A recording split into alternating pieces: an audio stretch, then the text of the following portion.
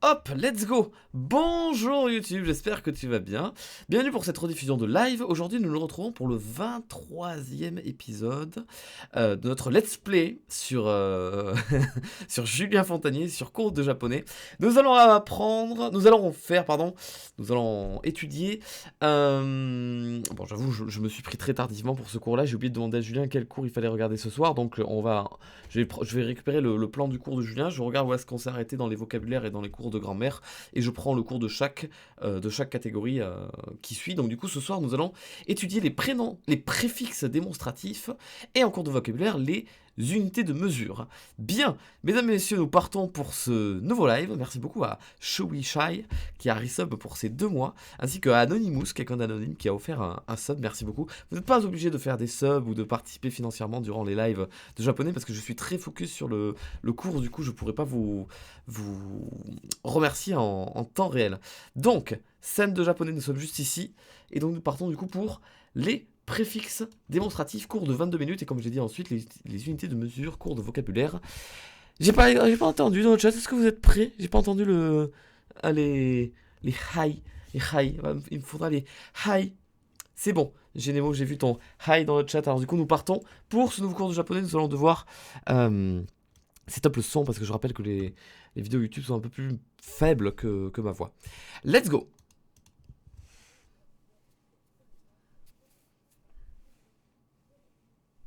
Il est chaud, Julien.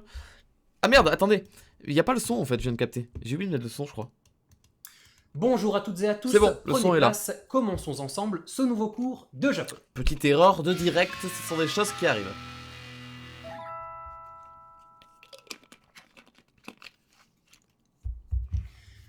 Aujourd'hui, on va étudier les préfixes démonstratifs koso ado, Koso qui sont Ado. des préfixes que l'on va combiner à différentes Ok. terminaisons afin de démontrer des choses, afin de désigner, d'indiquer différentes choses selon 4 positions. C'est quelque chose de très japonais, c'est quelque chose d'inhérent à la langue japonaise que l'on n'a pas du tout en français, donc c'est un peu difficile à appréhender, mais je vais essayer de vous l'expliquer au mieux. Alors, on est dans une situation de dialogue avec un locuteur, celui qui parle, et un interlocuteur, celui à qui l'on parle, donc celui qui écoute. Putain, On est toujours dans une situation avec un locuteur et un interlocuteur. Les quilles de bowling. Le préfixe ko désigne quelque chose ou quelqu'un de lié au locuteur, quelque chose ou quelqu'un de proche du locuteur ou qui lui appartient. Vous voyez, je vous mets un cercle autour du locuteur, bah voilà. Ko désigne ce cercle qui correspond au locuteur. Alors Le préparez-vous. préfixe Préparez-vous parce que comme il l'a dit, c'est des choses c'est des notions qu'on n'utilise pas nous en français, donc du coup il va falloir essayer de comprendre comment ça marche. so désigne quelque chose ou quelqu'un de lié à l'interlocuteur, quelque chose ou quelqu'un de proche de l'interlocuteur ou qui lui appartient. Donc so. Le préfixe a désigne quelque chose ou quelqu'un d'extérieur au locuteur et à l'interlocuteur, quelque chose ou quelqu'un de loin des deux ou qui n'appartient ni à l'un ni à l'autre. Et pour finir, le préfixe do correspond à quelque chose ou à quelqu'un d'indéterminé. C'est un préfixe dont on va se servir pour poser une question. Imprimez bien dans votre esprit ce schéma avec nos 4 positions ko, so, a, do qui se positionnent vis-à-vis du locuteur et de l'interlocuteur. Nos préfixes koso, a, do, on va maintenant les combiner à différentes terminaisons, 10 au total, afin de démontrer, d'indiquer des choses concrètes ou abstraites en créant des noms que l'on va pouvoir utiliser en tant que noms dans nos phrases. Je vous montre. En ajoutant au préfixe koso, a, do la terminaison ko, je vais pouvoir désigner un lieu. Koko, donc le préfixe ko auquel je rajoute la terminaison ko, désigne un lieu correspondant à la position ko, donc la position où se trouve le locuteur. Soko désigne un lieu qui correspond à la position so, donc la position à laquelle se trouve l'interlocuteur. Ako, alors, bon, logiquement ce serait A plus ko, mais ici, et juste ici, on va avoir une petite particularité, ce sera Asoko. Voilà, mais bon, ça c'est quelque chose qu'on ne retrouvera pas par la suite. Non. Asoko, Pourquoi? apprenez-le tel quel. Désigne un lieu éloigné des deux, un lieu au loin. En français aussi, on a des termes pour désigner ces 3 positions, ici, là et là-bas, mais c'est pas un positionnement strict en français, pas comme en japonais. On peut très bien utiliser le mot là pour indiquer la position du locuteur, par exemple. Donc, ces traductions que je vous mets ne sont pas forcément systématiques. C'est un moyen mémotechnique de s'en souvenir parce que là, c'est quelque chose de très précis. Donc, si on parle à l'interlocuteur, on sait où est-ce qu'il est précisément placé. Alors que là-bas, c'est bon, c'est aussi précis là-bas, mais c'est là-bas. Tu vois, donc c'est un peu plus flou. Et ici, bah, c'est vraiment là où celui qui parle dit qu'il est. Donc, c'est ici. Et puis pour finir avec mon préfixe do, je rajoute ko, ça me donne doko, qui du coup me permet de poser une question sur le lieu où, et là on retrouve le mot interrogatif que l'on avait vu dans le cours précédent. Hein. Mm. Voilà d'où vient ce mot, hein, c'est le préfixe do avec la terminaison du lieu ko, doko. Et du coup, avec ce do, à chaque fois, on va pouvoir créer plein de nouveaux mots interrogatifs que l'on va pouvoir utiliser exactement de la même manière que ceux que l'on a vus dans le cours précédent. Vous remarquez que nos préfixes koso ado avec leur terminaison, on écrit tout ça en kana. Alors, de base, il existait des kanji, mais aujourd'hui, on ne les utilise plus. Donc voilà, on va rester uniquement en kana. Tant mieux pour nous. Alors, je vous donne une phrase exemple. Si je vous dis Snake wa asoko ni iru. Snake est là-bas. Voilà, je dis à l'interlocuteur, on est toujours dans le cadre d'un locuteur qui parle à son interlocuteur. Je lui dis que Snake, il est dans un lieu qui est éloigné de moi et de l'interlocuteur, donc Asoko, il est là-bas. Cette phrase était très simple. Je pense que même si vous avez eu du mal, enfin, vous n'avez pas trop révisé ou quoi que ce soit, celle-là, on aurait pu tous la traduire. Donc voilà, Koko, Soko et Asoko, on a trois manières de désigner un lieu selon s'il se trouve sur la position du locuteur, sur la position de l'interlocuteur ou au loin des deux. Ensuite, en ajoutant au préfixe kosoado la terminaison re, je vais pouvoir désigner une chose concrète ou abstraite. Kore désigne quelque chose de proche du locuteur ou qui lui appartient. Ceci. Sore désigne quelque chose de proche de l'interlocuteur ou qui lui appartient. Cela. Ah, mais d'accord, ok. Are désigne quelque chose de loin des deux ou qui n'appartient ni à l'un ni à l'autre. Ça, Cela ah non, là-bas. ok. Et dore permet de poser une question sur quelque chose, lequel. Lequel? Ou laquelle d'ailleurs. Hein. Je rappelle qu'en japonais, on n'a ni genre ni nombre. Hein. Ça peut même être lesquels. Enfin bref, tout dépendra du contexte et de ce que l'on désigne. Encore une fois, les termes que je vous donne en français ne sont pas des traductions systématiques. Pour désigner une chose, on peut très bien utiliser simplement le mot ça, quelle que soit sa position par rapport au locuteur et à l'interlocuteur. Je vous donne un exemple. Kore wa taxi da. Ceci est un taxi. Voilà. On savait déjà dire taxi da, tout simplement, c'est un taxi. Bah, ici, la nuance, c'est qu'on désigne très clairement ce qui est un taxi. Hein. Ceci, kore, est un taxi. C'est cool. C'est vraiment cool d'avoir ces préfixes en plus dans le. Bah, j'allais dire comme vocabulaire justement. Ça permet de faire de bien plus jolies phrases structurées et remplies quoi. Et pas très très compliquées finalement. Ceux qui sont adeptes du judo connaissent sûrement le terme soremade, qui indique la fin d'un combat. Bah, c'est composé de sore et de la particule made, hein, donc jusqu'à cela, hein, en fait, le combat va jusqu'à cela, et cela indique le mouvement hein, de l'interlocuteur, donc des judokas auxquels s'adresse l'arbitre. En ajoutant au préfixe kosoado la terminaison no plus un nom, je vais pouvoir désigner une chose nommée. Juste avant, la chose, on ne la nommait pas. Maintenant, on va pouvoir la nommer. Je vais prendre en exemple le mot kuruma et vous allez comprendre. Kono kuruma désigne une voiture proche du locuteur ou qui lui appartient. Cette voiture-ci. Sono kuruma désigne une voiture proche de l'interlocuteur ou qui lui appartient. Cette voiture-là. Ano kuruma désigne une voiture loin des deux ou qui n'appartient ni à l'un ni à l'autre. Cette voiture Cette là-bas. voiture là-bas. Et dono kuruma permet de poser une question sur une voiture inconnue. Quelle voiture? Encore une fois, en français, on peut simplement dire cette voiture, sans avoir besoin de préciser, comme en japonais, sa position exacte. Bon, vous avez compris au C'est niveau vrai. de la construction, kono kuruma, c'est la voiture qui appartient, hein, la particule no, à la position ko. Donc voilà, kono kuruma, et c'est pareil pour les autres. Mais on aurait tendance à se dire, bah, ils se prennent la tête, ils se font chier, c'est vachement plus compliqué en japonais. Mais quand tu le regardes avec un œil extérieur, je te dis, mais en français, c'est le bordel, parce que dans les trois situations, tu diras cette voiture. Et c'est vrai que c'est pas très intuitif, en fait, de comprendre où est-ce qu'elle se positionne en fait, tu vois ce que je veux dire? Donc c'est je sais pas, c'est de la facilité en plus, je pense, je trouve. C'est des petites indications qui... Bon, en vrai, ça t'aide plus quand tu lis une phrase. Ça te posera plus de problème quand tu devras créer une phrase, parce que le problème sera de ne pas l'oublier, je pense. Mais c'est plus des choses qui t'aident à la compréhension d'une phrase, en fait. Donc c'est cool. Je vous donne un exemple. Kono kuruma wa taxi da. Cette voiture est un taxi. Donc vous voyez bien la différence entre la terminaison re qu'on a vue précédemment et celle-ci. Re permet de désigner une chose mais sans la nommer, ceci, alors que no plus non, ici no kuruma, permet de désigner une chose en la nommant. Voilà, ici je désigne la voiture en disant cette voiture. Kono kuruma, sono kuruma, ano kuruma et dono kuruma. Bon, je pense que vous avez bien compris le principe, je vais un peu plus vite du coup. En ajoutant au préfixe kosoado la terminaison chira, je vais pouvoir désigner une direction. Kochira désigne la direction dans laquelle est orienté le locuteur, cette direction-ci. Sochira désigne la direction dans laquelle est orienté l'interlocuteur, cette direction-là. Achira désigne une autre direction qui est ni celle dans laquelle est orienté le locuteur, ni celle dans laquelle est orienté l'interlocuteur, cette direction là-bas. Et dochira permet de poser une question sur une direction. Quelle direction?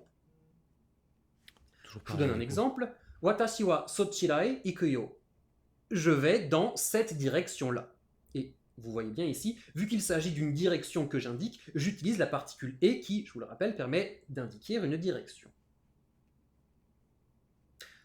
En ajoutant au préfixe koso-ado la terminaison pose plus chi, je vais pouvoir désigner une direction dans un registre familier. Alors c'est exactement la même chose que ce qu'on vient de voir, mais dans un registre de langue plus familier.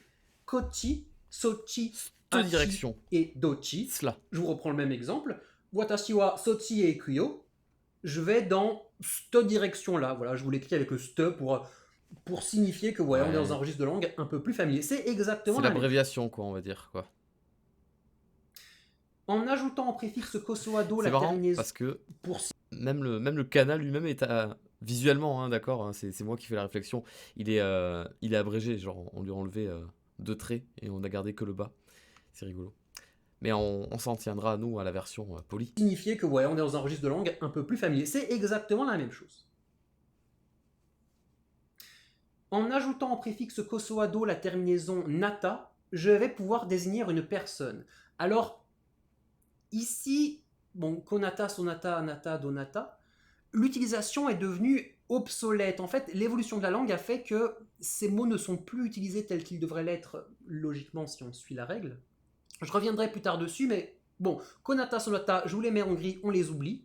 Anata, aujourd'hui, on va s'en servir pour s'adresser directement à un interlocuteur, pour le tutoyer, ça va être le tu-toi, ou éventuellement pour le vous voyez.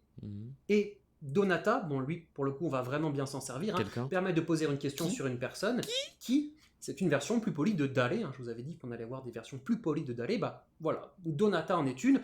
C'est notamment utilisé quand on s'adresse directement à la personne, quand on veut lui demander son identité, qui êtes-vous, et qu'on a besoin d'être suffisamment poli. Ce qui en japonais nous donnerait anata wa donata desu ka? Donc en ce qui concerne vous, c'est qui? Voilà, ici je mets bien des, la forme polie de da, parce que vu qu'on a besoin d'être poli, on est obligé de s'en servir, et vous vous souvenez, autant la particule de fin de phrase ka remplace le da, lorsqu'elle est mise après, autant ça n'est pas le cas avec des, c'est pour ça qu'on a bien des ka. C'était la traduction polie de Je reviendrai plus tard sur les pronoms personnels japonais, on aura un cours qui sera entièrement consacré là-dessus très bientôt, je reviendrai sur les différentes manières de tutoyer, et puis on reparlera très vite fait de konata, sonata, mais bon voilà, ici je vous ai dit l'essentiel.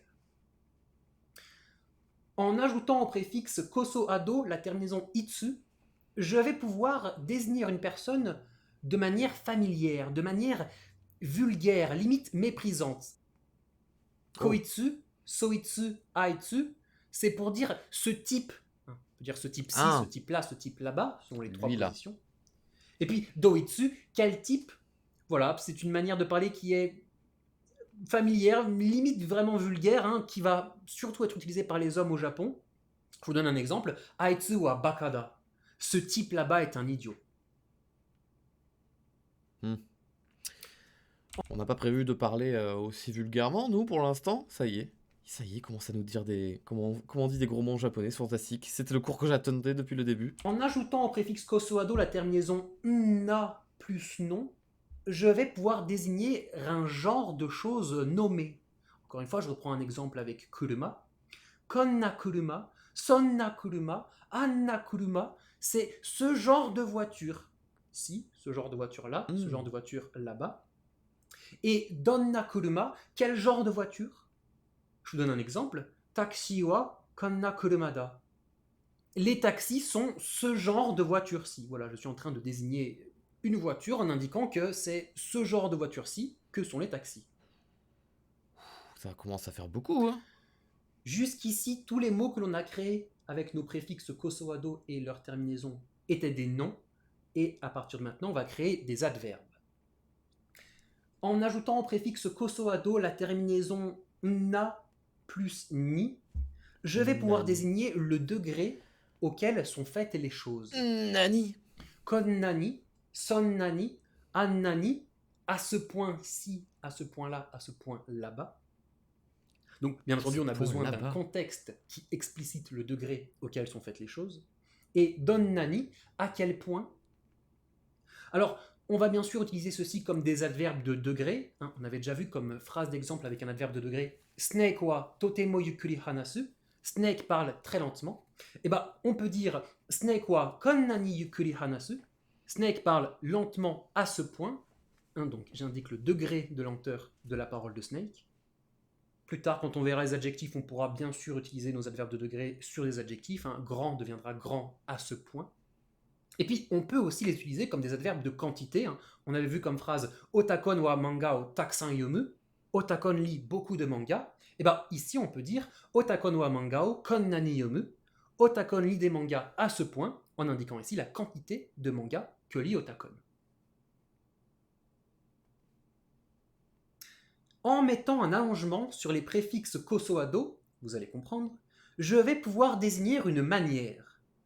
Ko, so, a, de cette manière-ci, de cette manière-là, de cette manière là-bas. On peut également dire ainsi, hein, on a besoin d'un contexte qui explicite la manière désignée. Et do permet de poser une question sur une manière, donc en français, comment. Voilà, et c'est le dernier mot interrogatif que l'on verra dans ce cours, hein, et pas des moindres. Alors, on va utiliser ces mots comme des adverbes de manière. Je vous donne un exemple. Otakon wa doa o do shimeru no. Comment Otakon ferme-t-il la porte? Voilà, hein, mon adverbe de manière qui se place juste avant le verbe est ici le mot interrogatif comment. Comment Otakon ferme-t-il la porte? Ce à quoi on peut répondre Otakon ferme la porte de cette manière-ci, hein, avec ko, ou bien Otakon ferme la porte lentement, hein, yukuri, un autre adverbe de manière. On a d'autres utilisations de ces quatre mots. On va notamment pouvoir l'utiliser en description avec da. Hein, par exemple, soda. C'est de cette manière-là. C'est comme ça qu'on va dire en japonais c'est ça. C'est de la manière dont tu l'as présenté. C'est comme ça qu'en japonais, on peut confirmer le propos de son interlocuteur. Et puis, de manière dérivée, soka. Hein, le ka avec intonation descendante qui permet de confirmer ce que l'on constate, c'est donc ça, encore une fois en faisant référence à ce que notre interlocuteur est en train de nous dire, de nous présenter. Un autre exemple, guai wa do. Guai, c'est la santé. Littéralement, en ce qui concerne la santé, c'est comment. Voilà, c'est une manière de demander en japonais comment vas-tu. Ou on peut également se servir de do pour faire une proposition. Ocha wa do, littéralement, en ce qui concerne un thé, c'est comment, donc veux-tu du thé. Et dans cette utilisation précise, avec le verbe être de description, do a une version plus polie qui est ikaga. Guai wa ikaga desu ka? Comment allez-vous? Et ici, vous voyez, vu que je parle en version plus polie, je rajoute le des, hein, la forme polie de da.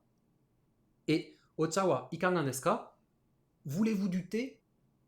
Ce à quoi on va pouvoir répondre. Dans le premier cas, genki desu, je vais bien. Et dans le second, hai, onegai shimasu. Oui, s'il vous plaît.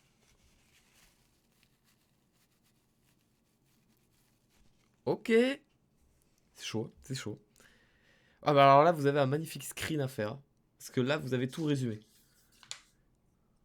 Ok.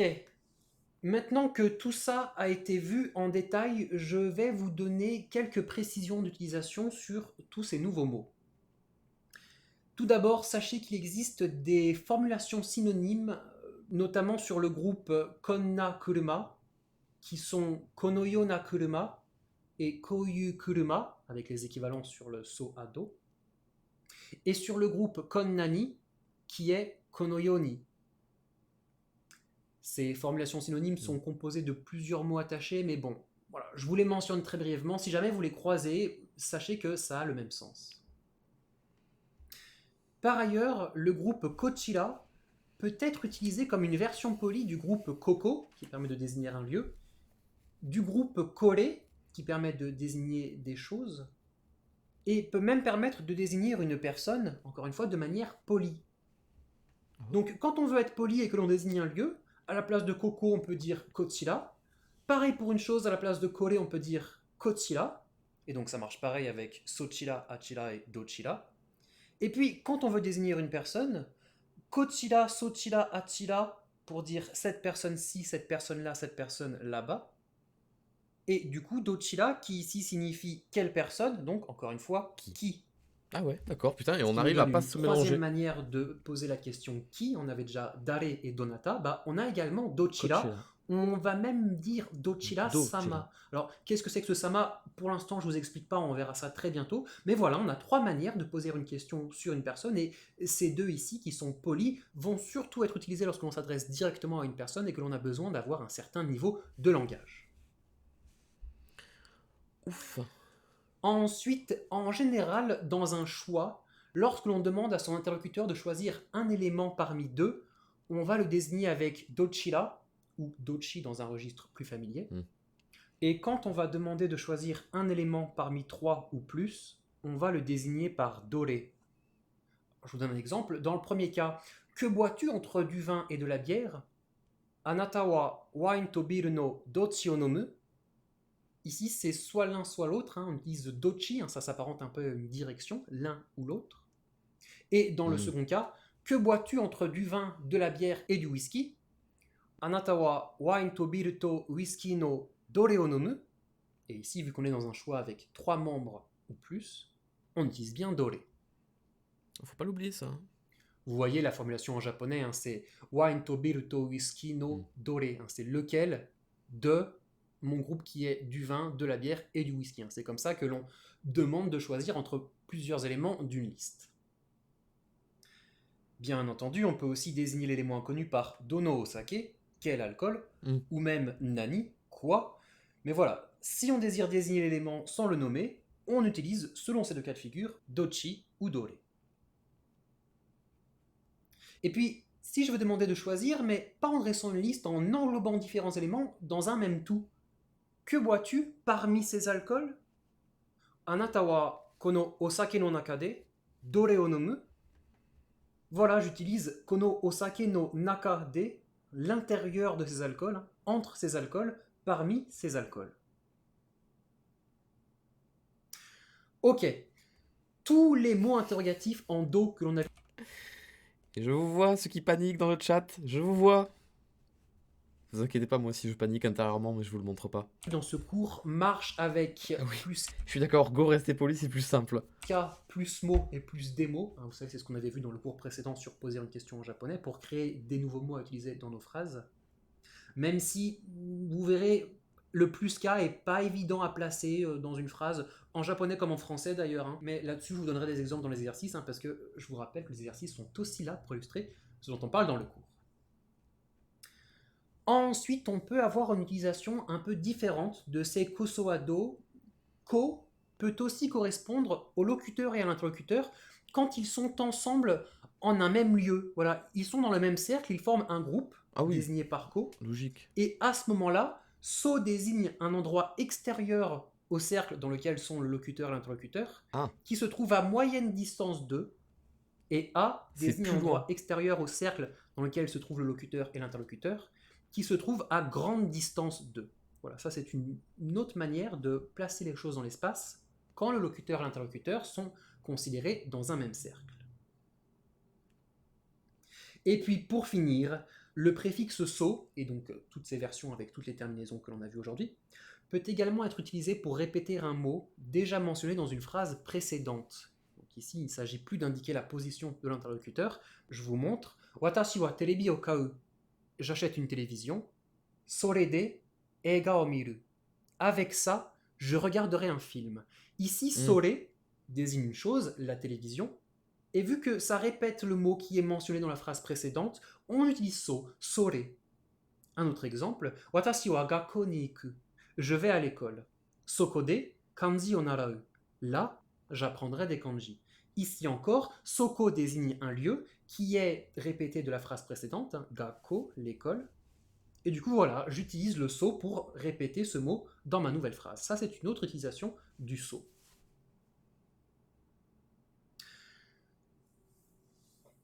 Ok. Bon, Ouf, maintenant ouf. qu'on a vu tout ça, je vous donne vos exercices. Donc, comme d'habitude, vous avez du thème et de la version. Je vous mets un petit schéma qui vous indique pour chaque phrase la position des choses désignées, ce qui vous permet de choisir le bon préfixe en japonais. Et puis en version, c'est à vous de compléter ce petit schéma selon les mots qui sont utilisés en japonais.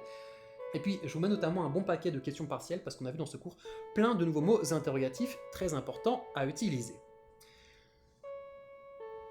Chers élèves, j'espère que ce cours de japonais vous a plu. Oui, mais tu le sais qu'il était dur.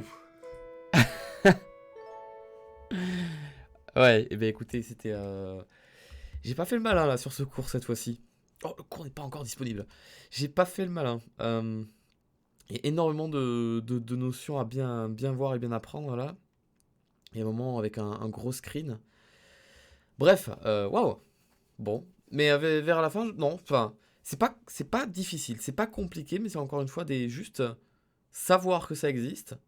Et une fois que tu l'as assimilé, et après ça glisse tout seul. C'est une notion de plus que tu t'ajoutes à ton carnet de notions, si je puis dire. Et après ça vient tout seul. Donc, du coup, nous allons maintenant voir un cours de vocabulaire cette fois-ci, pas de grammaire, mais de vocabulaire sur les unités de mesure. Ça risque d'être fort intéressant, ça. Bonjour à toutes et à tous, prenez place, commençons ensemble ce nouveau cours de japonais. Balalan. Ça va être bien. Aujourd'hui, on ne va pas faire un cours de vocabulaire traditionnel, mais on va étudier les unités de mesure. C'est un cours qui fait directement suite à celui sur les classificateurs numéros, donc assurez-vous de bien le voir après. Ah, mince.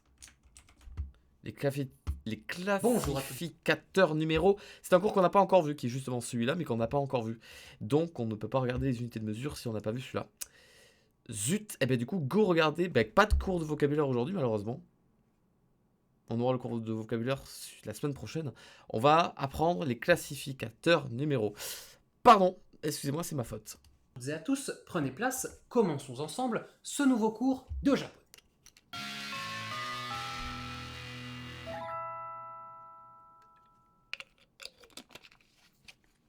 Aujourd'hui, on va étudier ensemble les classificateurs numéros qui permettent de quantifier des choses, de quantifier différentes catégories de choses. Alors, normalement, vous savez déjà compter en japonais. Jusqu'à l'infini, quasiment. Jusqu'à l'infini, j'espère que c'est toujours acquis. Mais quand on veut compter des choses en japonais, il ne suffit pas simplement d'utiliser les nombres. On va devoir spécifier à quelle catégorie, à quelle classe appartiennent les choses que l'on compte. Par exemple, si je veux compter et dire 2 chats, je ne vais pas pouvoir apposer le nombre 2 au mot chat, je vais devoir indiquer la catégorie à laquelle correspond ce que je compte, donc les chats. Et ça va être la catégorie des petits animaux. Et du coup, toutes ces catégories différentes qui existent en japonais vont être indiquées par des classificateurs numéros. Oh, ok.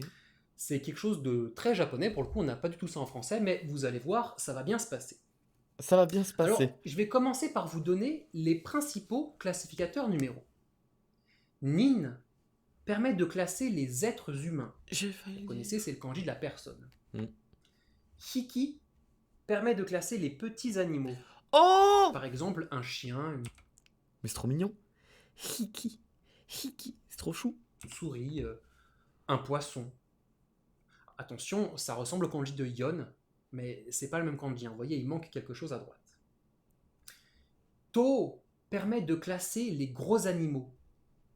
c'est le kanji de la tête, hein, atama, qu'on a déjà vu dans le cours sur le corps humain.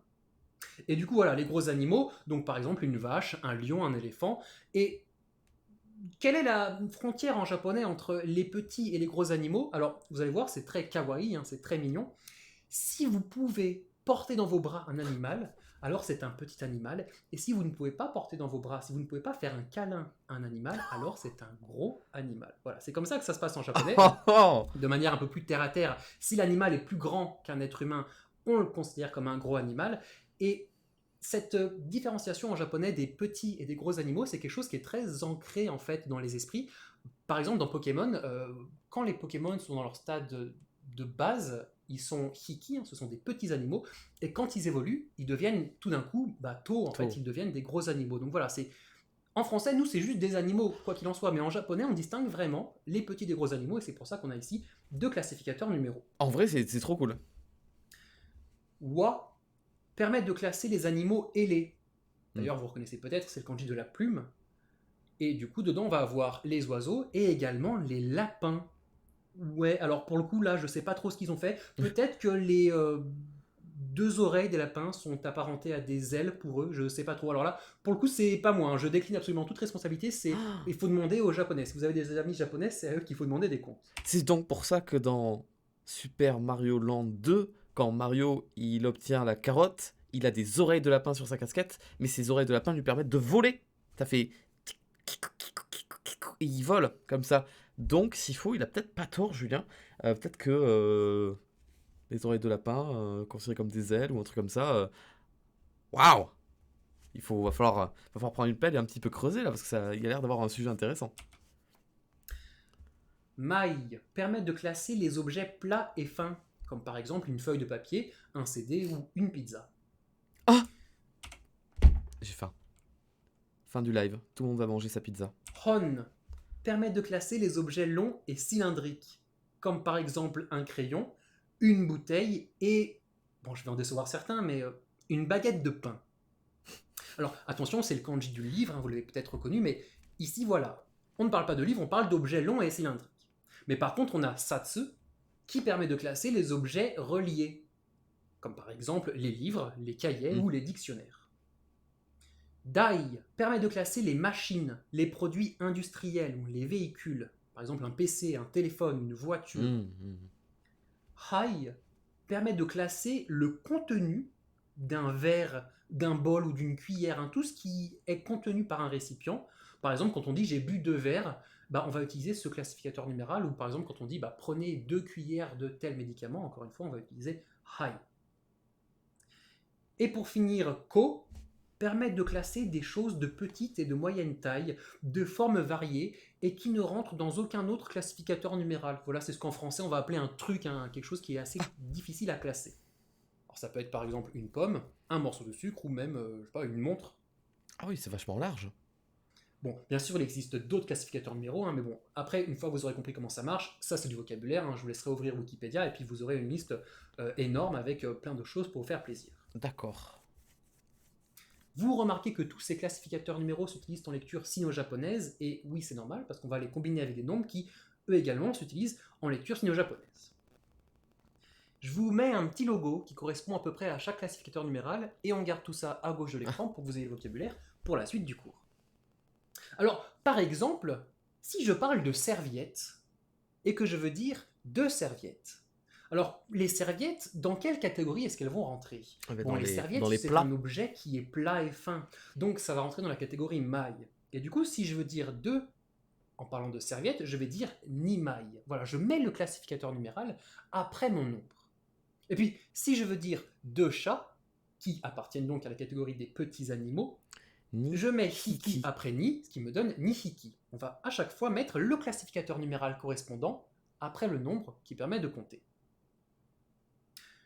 Ici, vous voyez, j'utilise des kansuji, mais bien entendu, on peut utiliser tous ces classificateurs numéraux avec des arabiasuji, c'est d'ailleurs ce qui se fait le plus en japonais. Ça serait plus simple, oui, pour la la compréhension. Alors, du coup, maintenant que l'on a compris ce que sont des classificateurs numéraux, on va apprendre à les utiliser dans des phrases. Les classificateurs numéraux s'utilisent comme des adverbes de quantité. On sait déjà dire « Kaori achète une serviette »,« Kaori wa taoru o kau ».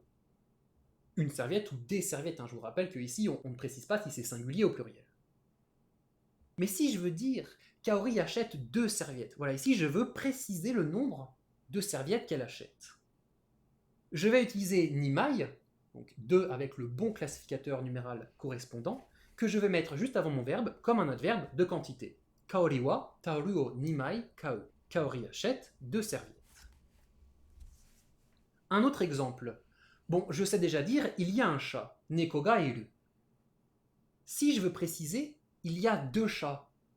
Donc là, je vais utiliser mon nishiki, 2 avec le classificateur numéral correspondant aux petits animaux, que je vais mettre comme un adverbe de quantité juste avant mon verbe. Neko ga nishiki iru.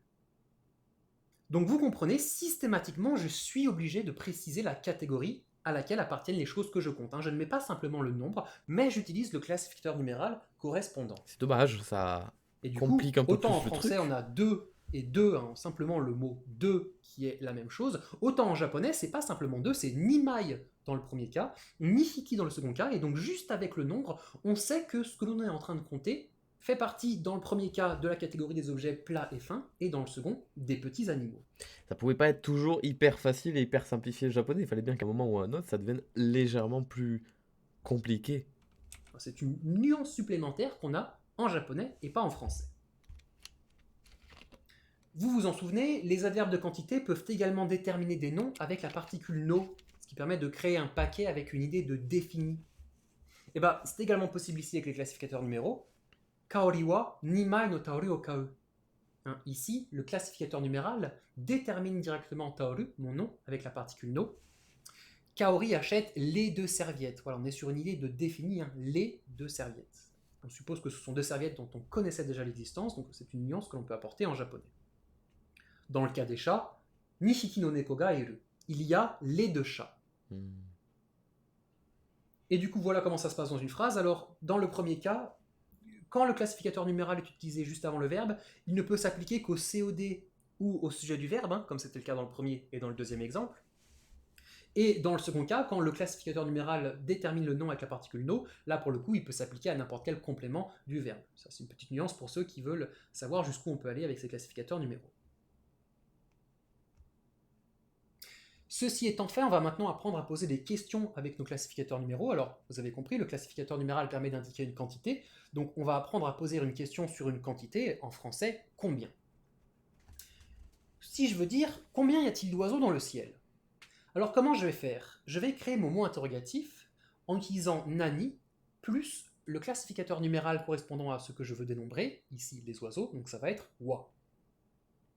C'est quelque chose que je vous avais déjà mentionné, quand on combine nani avec autre chose, c'est le cas ici, on le prononce nan, ce qui nous donne nanwa. Et du coup dans ma phrase, le mot interrogatif se place toujours en tant qu'adverbe de quantité juste avant le verbe. Sora ni wa tori ga nanwa iru. Combien y a-t-il d'oiseaux dans le ciel?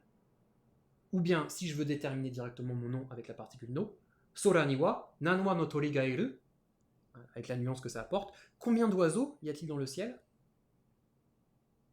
Voilà comment on va pouvoir poser une question avec nos classificateurs numéraux.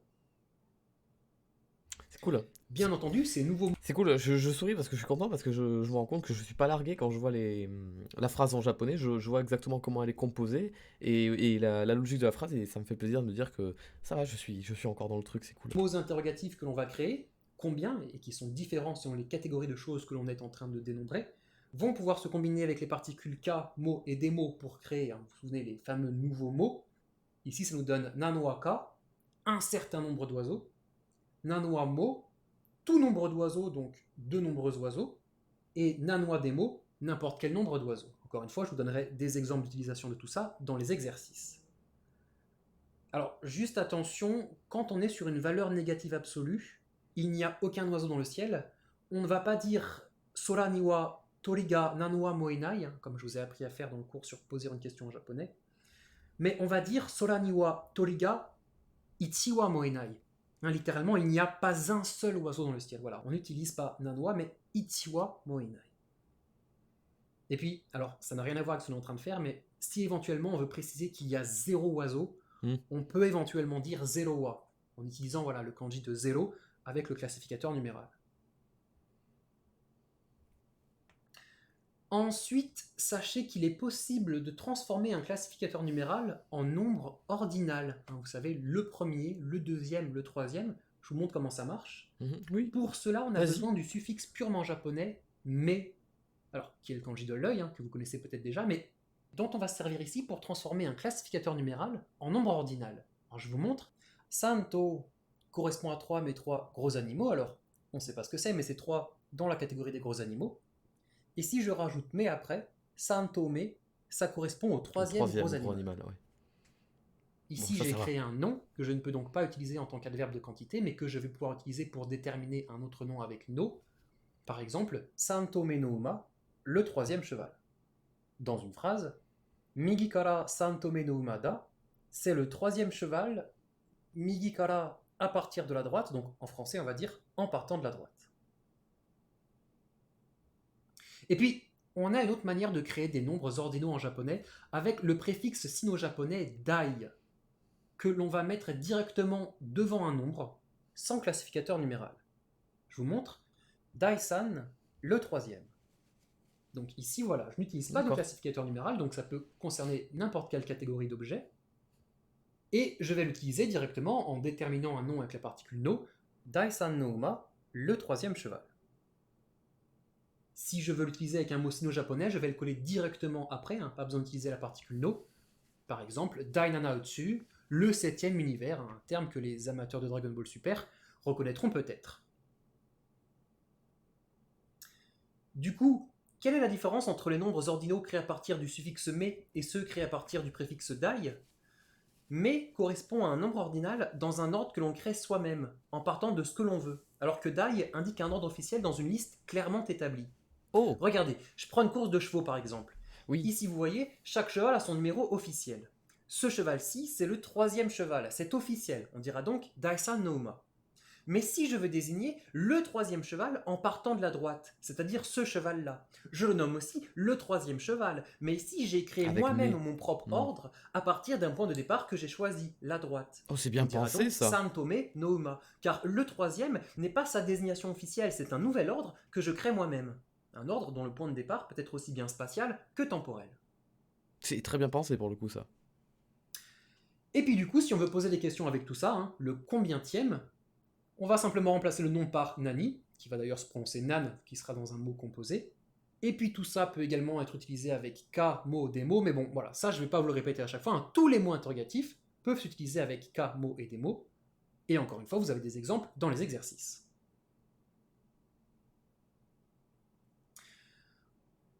On va maintenant voir les différentes particularités de prononciation que l'on peut avoir quand on utilise les classificateurs numéraux. Hein. Vous vous souvenez, on utilise des nombres sino-japonais, donc on va avoir parfois des petits... on combine des kanji, donc on va avoir parfois des petites pauses, des petits accents qui se rajoutent. Non. Bon, déjà de base, 4, quand on l'utilise avec un classificateur numéral, en général on le prononce yon. 7, on le prononce nana. Et 9, q, ça c'est dit. Et du coup, pour mes particularités de prononciation, on va en avoir avec les classificateurs numéraux qui commencent par les kanas des lignes K, S, T et H. Comme exemple, je vais vous prendre Ko, Satsu, To et Hiki. Je vous mets un tableau et du coup, vous voyez, je vous mets en rouge les combinaisons avec les nombres japonais pour lesquels on a des particularités de prononciation. Alors, vous voyez, c'est le très 10, souvent une pause. il prend tellement cher. Le classificateur oui, le 10. numéral. Je vous laisserai regarder le tableau, vous pouvez l'imprimer. Vous vous souvenez, c'est quelque chose qu'on avait déjà fait avec les minutes dans le cours sur lire-leur en japonais. On avait certains nombres avec lesquels il y avait des particularités de prononciation. Pour 10, quand on a une pause, on prononce ça soit duko, soit dikko.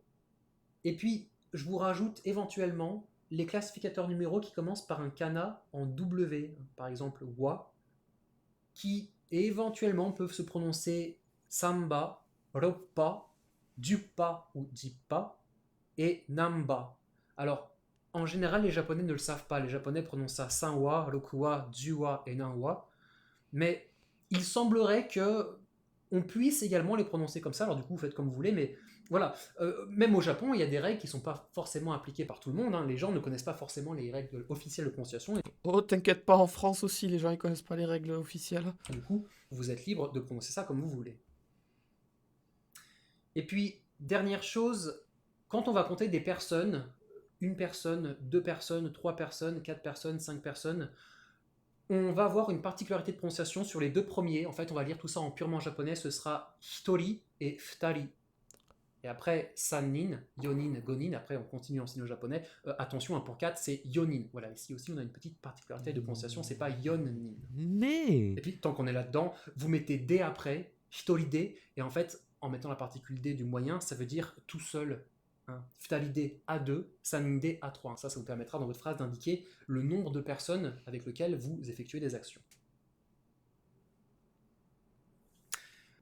Bon. Pour finir, on va parler d'un classificateur numéral purement japonais, qui va donc utiliser les nombres purement japonais. Hein. Il y a très longtemps, je vous avais dit qu'on allait les utiliser un jour, ceux-là. Alors, je vous remets la liste des nombres purement japonais, et on va simplement rajouter après la terminaison tsu, ce qui nous donne hitotsu, futatsu, mitsu, yotsu, itsutsu, mutsu, nanatsu, kyatsu, kokonotsu. Alors vous voyez, pour 3, 4, 6 et 8, on a une petite pause qui se rajoute dans la prononciation. Et 10, on va simplement dire to. Voilà, ici on ne rajoute pas de dessus. Je ne vais pas plus loin, hein. On n'en a pas avec 100, 1000 et 10 000, pas la peine d'en parler. Ici on ne peut compter que jusqu'à 10 maximum. D'ailleurs on peut remplacer les kansuji par des arabiasuji. Et du coup ce classificateur numéral purement japonais permet de classer les mêmes types d'objets que ko. Des choses concrètes ou de manière plus large des choses abstraites qui est difficile à classer, des trucs, on ne sait pas trop dans quelle catégorie les mettre, donc voilà, on va les compter avec le classificateur numéral purement japonais, tsu. Du coup, dans la vie de tous les jours, quand vous parlez japonais et quand vous ne savez pas forcément le classificateur numéral auquel correspondent les objets que vous voulez désigner, vous pouvez utiliser ko ou tsu pour les englober dans quelque chose en mode ouais je sais pas trop comment ça se classe donc je vais le mettre là-dedans. Facilité quoi. Des classificateurs numéros qui englobent plein de trucs un peu difficiles à classer. Même si bon c'est quand même mieux de connaître les principales catégories, les principales classificateurs numéros que je vous ai présentés en début de cours. Ouais, tu m'étonnes. Ce classificateur numéral purement japonais, tsu, on l'utilise dans une phrase exactement de la même manière que ce que l'on a vu tout à l'heure. Le mot interrogatif qui lui correspond c'est ikutsu, combien. Et on peut créer des nombres ordinaux avec le suffixe me, uniquement de 1 à 9, hein, hitotsume, futatsume, mitsume, etc., etc. Le combientième devenant ikutsume. Et dernier mot, attention, depuis tout à l'heure on utilise le mot combien, ça ne concerne qu'une quantité et pas la monnaie. Hein. Vous savez, en français, la monnaie, on dit également ça coûte combien. C'est pas la même chose. En japonais, pour demander combien lorsqu'on parle d'un prix, le mot c'est ikura. Ou éventuellement nan plus la monnaie correspondante, hein, nan yen, combien d'yens, nan euro, nan doru, combien d'euros, combien de dollars. Mais du coup voilà, attention à ne pas confondre le combien de quantité et le combien de valeur monétaire. Mais bon, je m'arrête ici. On parlera davantage d'unité de mesure dans le prochain cours, qui est un cours de vocabulaire qui sortira à ce sujet. Vous verrez, c'est quelque chose qui ressemble un peu au classificateur numéro, mais qui s'utilise de manière différente. Cool, mais parce que c'est intéressant. Pour l'instant, je vous demande de bien digérer tout ça. Et puis, du coup, je vous donne vos exercices. Donc, vous avez du thème de la version. Les exercices utilisent uniquement les classificateurs numéros que l'on a vus dans le cours. Je vous mets également en bas, en vocabulaire, plein d'adverbes qui sont intéressants à utiliser avec les classificateurs numéros, notamment pour exprimer l'approximation. Et puis, je vous demande de formuler des questions parce qu'on a encore vu plein de nouveaux mots interrogatifs. Alors, on ne les a pas encore tous vus. Je crois qu'il en reste un à voir qu'on verra dans 2 cours, si je ne dis pas de bêtises. Puis voilà. Chers élèves, j'espère que ce cours de japonais vous a plu. Ça fait un moment qu'on fait des cours très costauds, mais je vous rassure, le suivant, normalement, est beaucoup plus détendu. Et n'oubliez pas que si c'est dur pour vous, ça l'est aussi pour moi, autant dans la préparation du cours que dans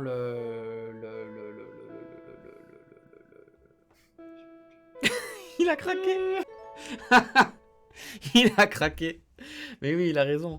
Ouais, ça doit être bien compliqué de tout synthétiser, tout mettre dans le bon ordre, être sûr que ce soit bien compréhensible, que ce soit pas trop compliqué, même si ça l'est et tout. Donc, chapeau, Julien. Chapeau, Julien. Ouais, chapeau.